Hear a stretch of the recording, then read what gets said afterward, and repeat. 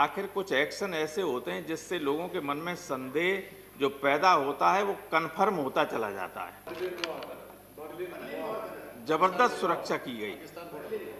Pakistan border पर भी ऐसा नहीं है, मैंने तो वो बॉर्डर भी देखी, वहां भी इस तरह का नहीं है। तो ये क्या हमला करने आ रहे दिल्ली पर? और बार बार हमारे राष्ट्रपति के अभिभाषण में भी इस बात की चर्चा करवा दी आपने। राष्ट्रपति को आप जानते हैं कि राष्ट्रपति तो वही कहेंगे जो आप लिखेंगे, उससे न एक लाइन इधर कह सकते हैं न एक लाइन उधर कह सकते हैं। वो अगर अपने मन की बात कहना चाहें तब भी नहीं कह सकते। अब किसान अपनी मन की बात कहना चाहता है इसलिए आया, क्योंकि वो अगर टेलीविजन और रेडियो पे उसकी बात आ नहीं सकती।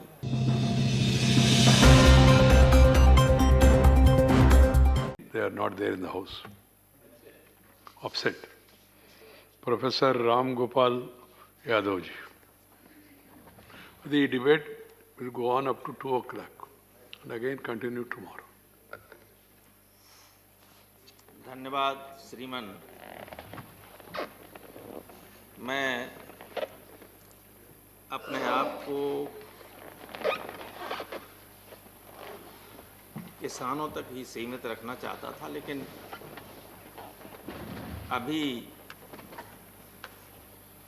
आदरणीय केशवराव जी ने जब हेल्थ की बात की, मैं जहाँ तक मैंने समझा है, मैं ये बताना चाहता हूँ इस सदन को कि बहुत तालियां बजाई गई कि हेल्थ का बजट 117% बढ़ा दिया गया।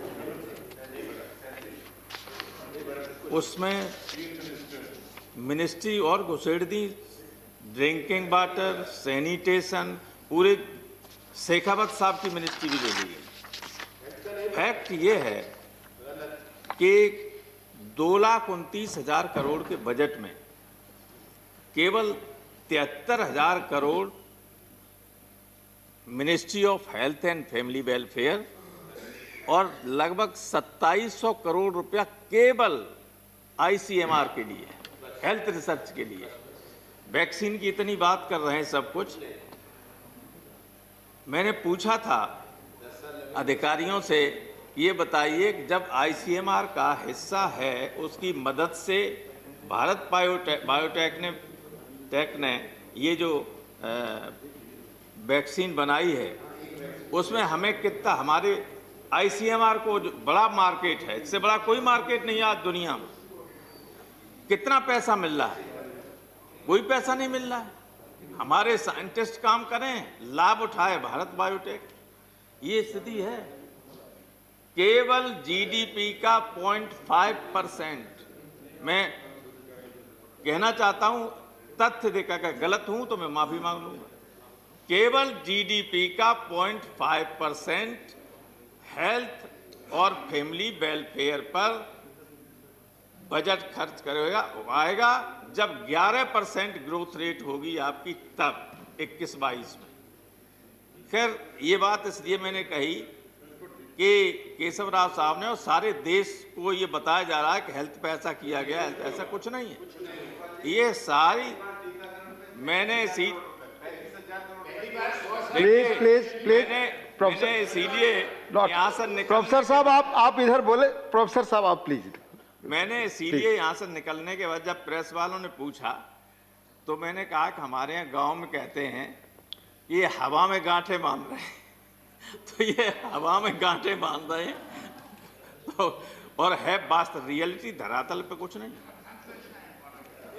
अब मैं आ रहा हूँ अपने मुख्य बात में, बहुत लंबी बात नहीं करूँगा, आप जानते मैं कभी लंबी बात नहीं करता।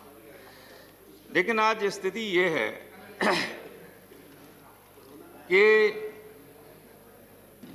देश के किसान, मैं देश की इसलिए बात कर रहा हूं कि पंजाब, हरियाणा और पश्चिमी उत्तर प्रदेश तो दिल्ली के पास है, ये यहां आ सकते हैं और इसलिए आए हैं। वरना नासिक से लेके लाखों की तादाद में लोग मुंबई गए, पवार साहब ने एड्रेस किया उनको, और दक्षिण भारत में कई जगह लाखों की संख्या में लोगों ने रैलियां की, इन कानूनों के खिलाफ विरोध प्रदर्शन किया। अब हमारे किसान बैठे हुए हैं कई महीनों से।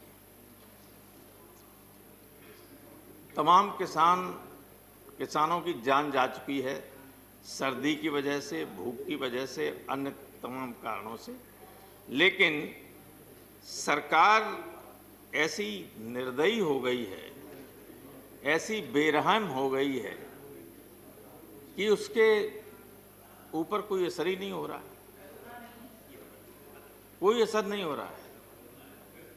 आप ये बताइए कि अगर आप उनको 1.5 साल तक होल्ड करने के लिए, रोकने के लिए राजी हो जाते हैं, तो इसमें क्या दिक्कत है कि उन तीनों बिलों को विथड्रॉ करके इस सेशन में रिपील कीजिए उस एक्ट को, और नए बिल ले आइए, उनको स्टैंडिंग कमेटी को भेज दीजिए और उसके बाद नए बिल पास कर दीजिए। अगर पहले भी आपने विपक्षी मांग मान ली होती कि स्टैंडिंग कमेटी को भेज दी जाए तो ये संकट नहीं आता।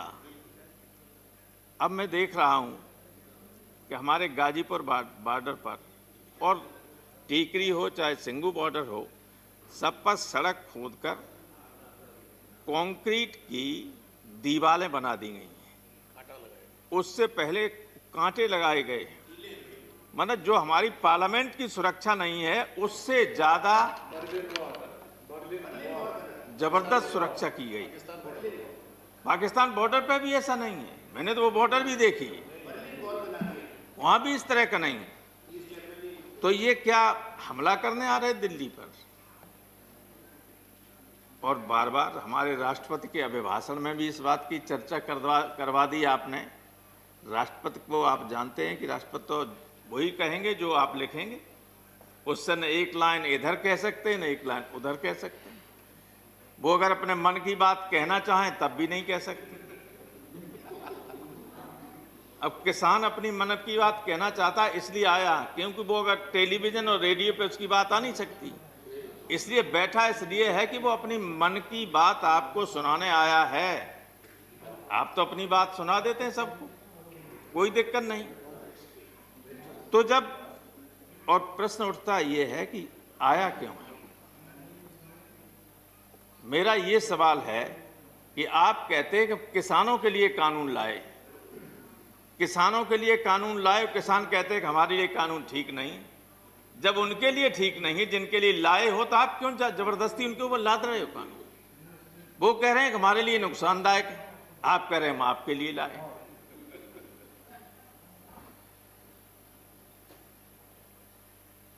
अब देखिए, जो एमएसपी की बात चलती है, ये ऑर्डिनेंसेस आ गए थे पहले ही जून में, और बाद में विधेयक आए जब सत्र चला तब। मैं आपको उदाहरण देना चाहता हूं कि स्थिति कितनी खराब हो गई। लास्ट ईयर जब ये अध्यादेश नहीं आया था, उससे पहले हमारे यहाँ मक्का का भाव था 22 रुपया कुंटल, 2200 रुपया कुंटल। और इस बार जब यह अध्यादेश आपने लागू कर दिया, उसके बाद मेरा तमाम जमीन खाली पड़ी रहती थी, धान, उसके बाद आलू गेहूं ये सब करते रहते थे। तो लड़के करते थे, उन्होंने कहा साहब मक्का 2200 रुपया कुंटल बिक रही है, अब की मक्का कर दीजिए। मक्का की तो 1100 रुपया कुंटल बिक, 1100 रुपया कुंटल। और आपकी एमएसपी है सर, एमएसपी है हाइब्रिड की 2660 रुपया और सामान्य मक्का की 1860 रुपया। तब हमारी मक्का, मेरी कोशिश करने के बाद भी प्रशासन ने कहा कि हम नहीं खरीद पाएंगे। दलालों की तो खरीद लेंगे, लेकिन आम लोगों को आपके बिहार में तो स्थिति इससे भी ज्यादा खराब थी। भाव पता करिए कि मक्का क्या हिसाब बिकी। तो एमएसपी के मिलने का कोई सवाल नहीं है। अब इसलिए नहीं कि आपने कहीं इस कानून में ये नहीं लिखा कि मंडियों के अलावा जो प्राइवेट मंडियां बनेंगी, और प्राइवेट बनेंगी क्या, हमें लगता है इन लोगों को कई साल पहले से पता था, बड़े लोगों को, ये ऐसे कानून आएंगे। आपके मध्य प्रदेश में कई जगह एक बड़े व्यापारी ने, जिसका नाम रोज लोग देते, मैं नहीं लेना चाहता हूं, लेकिन कई करोड़ टन चावल और गेहूं भरने के लिए, रखने के लिए गोदामें बना ली। 4 साल से बन रही थी। दिग्विजय सिंह जी, माननीय दिग्विजय सिंह जी अच्छी तरह जानते हैं। अब जब उनके बगल में जो मंडियां होंगी, हमारी राज्य की मंडियां, वे चल जाएंगी क्या? उन्हें कैसे मालूम था भाई कि ये कानून आने वाले जो 4 साल से बना रहे थे? आप देख आइए जाके, अगर मैं गलत कह रहा हूं। बनाई मंडी की नहीं बनाई? और किन की हैं वो मंडियां? जिनके हवाई अड्डे हैं, कुछ दिनों बाद जिनकी रेलें भी हो जाएंगी, जिनके, अब देखिए, अब लखनऊ हम गए तो वह चौधरी चरण सिंह हवाई अड्डा है, लेकिन नाम लिखा हुआ है अडानी, लिखा हर जगह, हर लखनऊ की हर सड़क पे उसके बोर्ड लगा दिए गए, होर्डिंग। आप बाहर जाइए, अगर 10 मिनट गाड़ी खड़ी करेंगे तो इतना रुपया, और 10 मिनट से ज्यादा हो गया तो इतना रुपया। आपको अगर कोई छोड़ने आया, आप वीआईपी हैं, उनके साथ, आपके साथ गाड़ियां चली आई, थोड़ा सा हवाई जहाज लेट है और आपसे नमस्ते करने के लिए, खड़े बात करने के लिए रह गए, तब तक पता चला गाड़ी का पैसा बढ़ गया। बहुत बुरा हाल है। तो वही स्थिति इसमें है कि किसान क्यों परेशान है? किसान जानता है बहुत अच्छी तरीके से, सबसे बेहतर मंडियां काम करती हैं पंजाब और हरियाणा की, और वो जानता है कि जब ये मंडियां बेकार हो जाएंगी तो मनमाने तरीके से व्यापार, ये जो बड़े उद्योगपति हैं जिनकी मंडियां बनेंगी निजी, वे किसानों को कहेंगे कि हम इस भाव पे लेंगे, लेना हो तो दो, न देना हो तो रखो अपने घर। और गरीब होता है आदमी, किसान को जब फसल होती है तब वो उस पैसे से अपने बच्चों के लिए कपड़े लेता है, लड़के लड़कियों की शादी हो तो उसका इंतजाम करता है, पढ़ाई के लिए पैसा की व्यवस्था करता है, तो मजबूरी में उसे फिर सस्ते में बेचना पड़ता है। और ये भय है, और भय वास्तविक है। दूसरे ये कि जो एक इसमें दूसरा बिल है कॉन्ट्रैक्ट फार्मिंग का। कॉन्ट्रैक्ट फार्मिंग में इतनी बड़ी धोखाधड़ी हम लोगों को पहले ही संदेह था। अब आप देखिए, छत्तीसगढ़ के लोग हैं यहाँ, ये हमारे पास सामने रखा हुआ है पेपर कटिंग। छत्तीसगढ़ के 7 जिलों के किसानों के साथ कॉन्ट्रैक्ट फार्मिंग में धोखाधड़ी, एसपी से शिकायत, तो हजारों करोड़ रुपए के हो गया है धोखाधड़ी। पैसा ही नहीं दिया, ले लिया, पैसा नहीं दिया। और कुछ जगह कहा कि हम ये बीज दे रहे हैं आपको, पैदा कीजिए, 2600 रुपया लेंगे, खरीदेंगे, और पैदावार इतनी ज़्यादा होगी, पैदावार आधी भी नहीं हुई, और अब कह रहे हैं कि 800 रुपया खरीदेंगे, और नहीं खरीदेंगे। आप क्या कैसे कर लेंगे? आपने कहीं इस बिल में ये व्यवस्था नहीं की कि चाहे राज्य की मंडी में खरीदा जाए, चाहे कोई इंडिविजुअल खरीदे, चाहे कोई और प्राइवेट मंडी वाला खरीदे, इस एमएसपी से कम लागत पर, कम कीमत पर कोई नहीं खरीदेगा। ये गारंटी अगर एक लाइन लिख दे जाते तब भी लोगों को भरोसा रहता कि इसमें हमारी एमएसपी बची रहेगी। अब केवल ऐसे ही कहते रहोगे कि एमएसपी नहीं जाएगी, कहां आपने गारंटी की? भाई जो बड़े बड़े व्यवसाय खरीदेंगे लोग, और कॉन्ट्रैक्ट फार्मिंग का एक मालूम क्या और डर है? एक डर ये है कि वो छोटे छोटे, जैसे 3 एकड़ से कम किसान हिंदुस्तान में लगभग 85% है, वो कॉन्ट्रैक्ट लेंगे तो पता चला कि 500 एकड़ ले रहे हैं, पूरे 2-4 गांव की जमीन ले ली कॉन्ट्रैक्ट।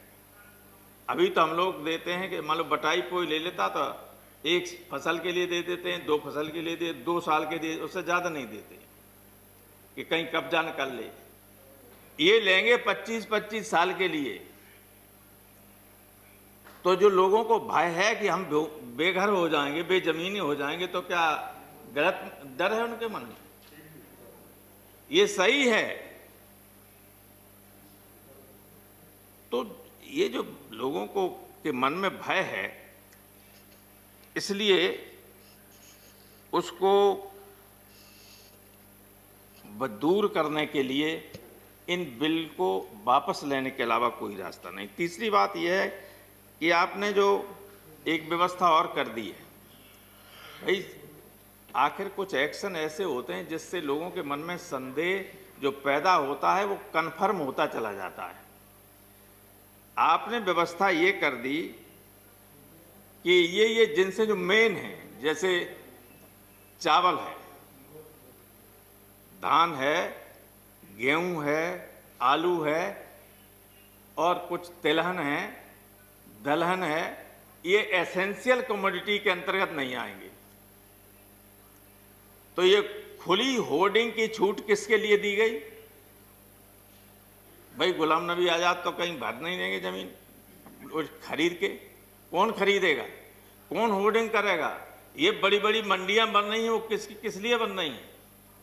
जो बड़े बड़े गोदामें, बड़े पैमाने पर गोदामें बनाई जा रही हैं, वो किस लिए बनाई जा रही हैं? इसी होर्डिंग के लिए कि इसको होर्डिंग कर लें और उसके बाद जब किसान के पास और व्यक्ति के पास न हो तब जितना चाहे उस रेट पर उसको बेचें।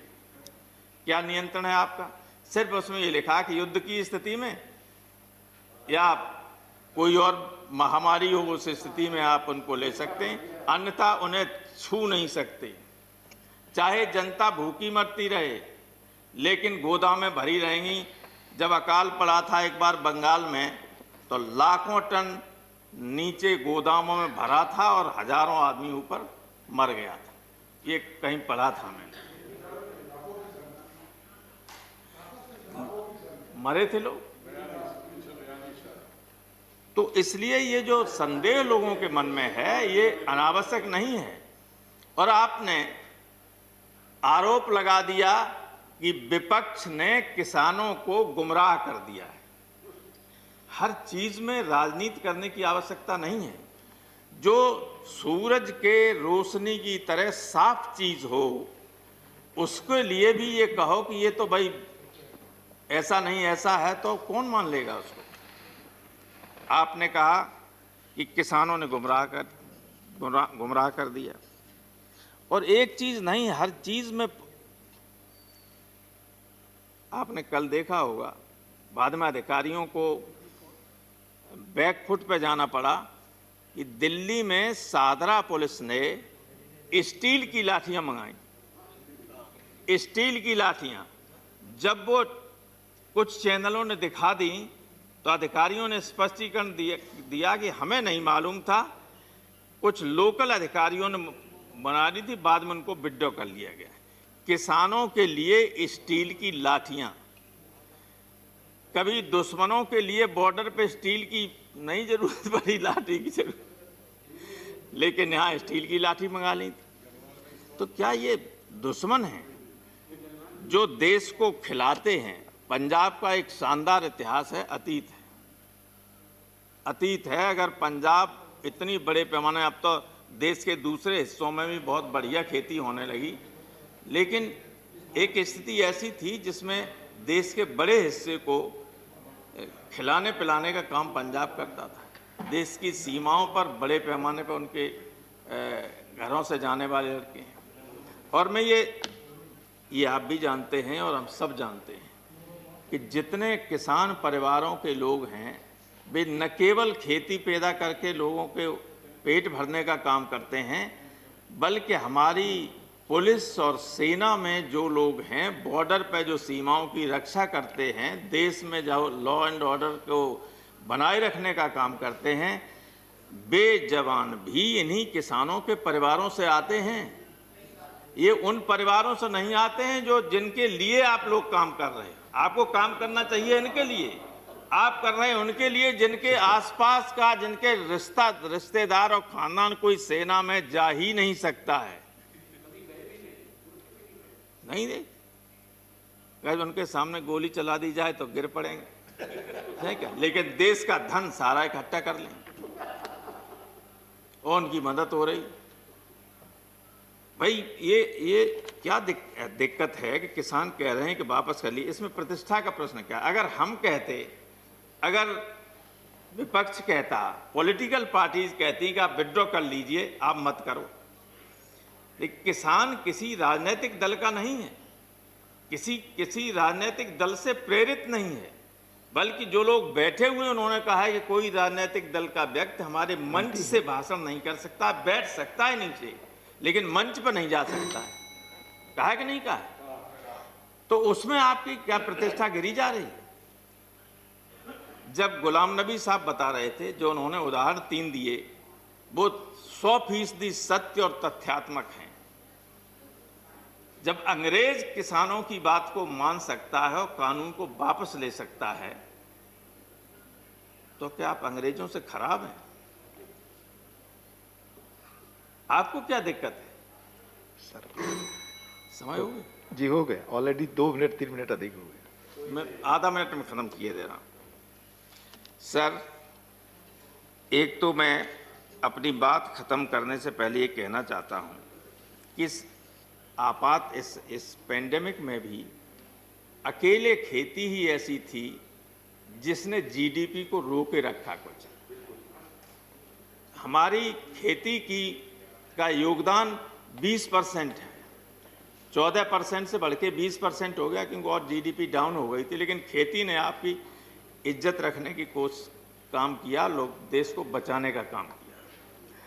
और दूसरे ये कि जो लोग मरे हैं, मैं सरकार से ये मांग करता हूं कि उन किसानों को, उनके परिवारों को कम से कम 20-20 लाख रुपए का मुआवजा दिया जाए और उनके बच्चों को कहीं न कहीं राज्य सरकारों से कह के या केंद्र सरकार में उनको एक आध बच्चे को जो मरे हैं उनको सरकारी नौकरी दी जाए। और हमारे गुरु उदय प्रताप सिंह ने एक बार लिखा था इसी पे कि खेत में मेहनत तुमने की, तुम्हीं को तंगी का डर हो, तुम्हारे घर में दिया जले रोशनी और कहीं पर हो, उठो ये नीलकंठ तीसरे नेत्र की याद दिलाता हूं, तुम्हें आवाज लगाता हूं। तो ये किसानों को इस सदन के माध्यम से मैं आवाज देना चाहता हूं कि एक हो सारे देश के। इन्हें तो अभी ये घमंड है कि हम बाहर से मंगा लें, तुम मत दो अन्न, हम बाहर से मंगा लेंगे। हाँ, ये कर सकते हैं, ये कर सकते हैं, लेकिन कितने दिनों तक कर सकते हैं? ऐसा नहीं है कि किसान जिस दिन विद्रोह पर उतर आएगा तो बड़े बड़े लोग सत्ता में नहीं रहते हैं। ये किसी को घमंड नहीं रहना चाहिए कि हमेशा सत्ता में बने रहें। इसलिए लोगों की बात सुनिए, लोकतंत्र है, देश की बड़ी आबादी वो है, बैठे हुए हैं लोग, उनको मनाइए। वे आपको मना रहे हैं, ये समझिए एहसान कर रहे हैं आप पे। आप उनसे कहिए आप जाइए, हम ये विड्रॉ करेंगे बिल और नए बिल लाएंगे जिसमें उनसे भी पूछा जाएगा, उनके संगठनों से पूछा जाएगा और उसके हिसाब से संशोधित कानून लाए जाएंगे। बहुत बहुत धन्यवाद। धन्यवाद।